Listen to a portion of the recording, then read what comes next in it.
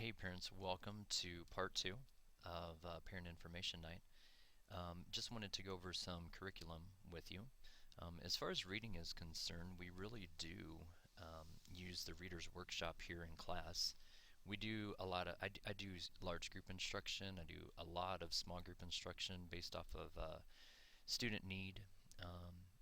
And then we really do encourage like a lot of independent reading, making sure that third graders are independent readers by the end of the year, that they have been given those comprehension strategies and reading skills to help them be successful readers. We look at accuracy and fluency and that they're reading with expression, but we really focus in on comprehension too, like making sure that they're stopping and thinking about what they're reading and that they truly understand, like, oh yeah, this is what's going on in this story. That's huge for third graders, just to stop and think about the text. Again, I really encourage you to read those 100 minutes a week. Keep track of those in the take-home folder. I do ask that um, the, that Mr. Young's books, that my books stay in the classroom. And then you can always get some KC3 books if you're wanting to know, like, what is a just right book for third graders. That would be a great list, and I have several other lists that you can look at. I'd be glad to send those your way. Why I can't skip those 20 minutes of reading a night or 100 minutes a week, and I give you the weekend to do that too, but just take a look at this graph. I just think it's powerful, just the amount of words that third graders could add to their schema by the end of 1 year. It just amazes me to look at that graph and to see why reading is so important. As far as writing is concerned, we do a writer's workshop. We do have a mini lesson, and then I will meet with kids and confer with them on their writing, and then they get to celebrate it by getting in the author's chair and reading their work to their classmates, and they think that's a really good deal. We also focus on the writing process. We look at the 6 traits there, and you can see some units of study that we're going to try to hit throughout the school year. As far as spelling is concerned, I will try to send a list home on Monday. It also might come home in a homework packet on Friday, and that will give you the weekend to study those words. The list really focuses on a specific pattern or skill for that week. And then we give the test on Friday. And throughout the week, we have different opportunities for them to practice that skill and practice those words to make sure that they can be successful for the test on Friday. And a lot of times the kids do really good on those tests, but then what we are seeing is that they're not being able to transfer those words into their everyday writing. So maybe like 2 or 3 or 4 weeks later, I see that they're not getting those spelling words in their everyday writing, like in their writer's notebook. And so I do look at that and see that it actually is transferring. So we highly encourage that they don't memorize just for a test, but that it is truly ingrained and that they can know that and use that in their everyday writing. As far as grammar is concerned, here are some things that we're looking at in grammar this year. We are really kind of making sure that writers are using those grammar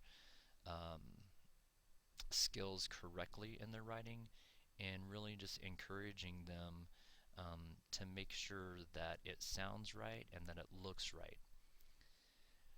With our math curriculum, we're pretty excited. We have a new math resource this year called Go Math, and you can see some of the skills there that we are going to be working on. One thing that we really work on hard in third grade is multiplication and division, especially multiplication. So if you could, maybe get some flashcards, I would just highly encourage you to use those flashcards with your child. Start with the 2's, anything times 2, 2 times whatever, or whatever times 2. Make sure they have a good understanding of that, and then add in the 3's and then the 4's and so on and so forth. Because if you were to give them 9 times 6 right off the bat, they might kind of have no idea what that is. So just slowly work their way up until they have a good understanding of those. As far as our math essentials, I call them race the clocks. They are expected to get 45 out of 50 problems in those 2.5 minutes. And a lot of times kids do a great job with addition, but we find that they struggle with subtraction. So any help that you could give us at home with subtraction would be great. We do math computation like 3 by 3, um, 3-digit addition, 3-digit subtraction, just to help with their computation skills. So those are some of the things that we focus on in math this year. As far as science is concerned, you can see the units that we're going to do there.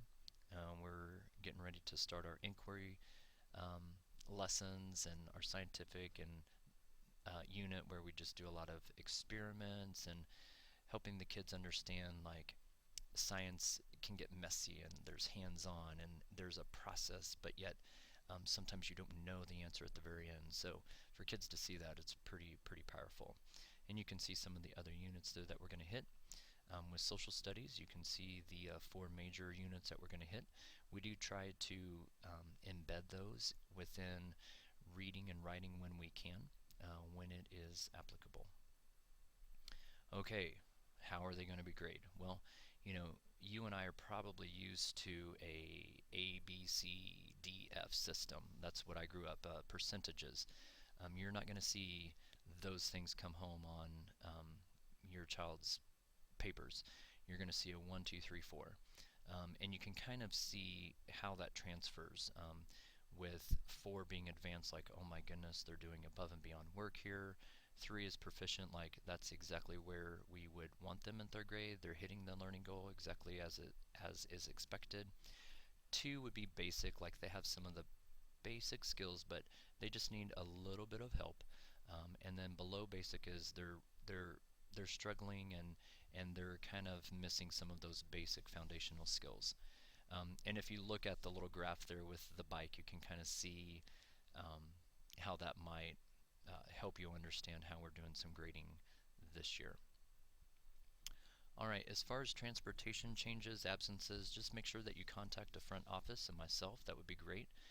Class parties, there is a place online that you can go to. You would just need to click on that link, and I've sent that to you before. If you're wanting to help, I can send that to you again. I love the parties, but I do not like running them. That's just something that parents love to do, so I could really use your help on that.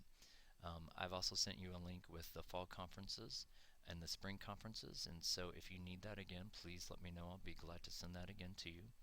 And then I've also sent a volunteer form to love parent volunteers. Any help I can get, I will definitely take it. So consider helping me out in the classroom, and if you can't find that form, just give me a call and I'll be glad to kind of talk to you about how you can help me out this year. There is a district mobile app that's out there, Liberty Public Schools. It is a good app. I actually have it on my phone.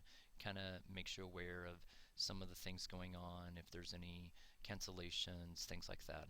It's just good to have on there as a good reminder. Field trips are kind of a question mark right now. We haven't decided yet as a 3rd grade team what we're going to do. We've gone to several different places in the past, so we'll just have to wait to see what we're going to do this year. PTA, please, please, please, please consider joining the PTA and attending those monthly meetings.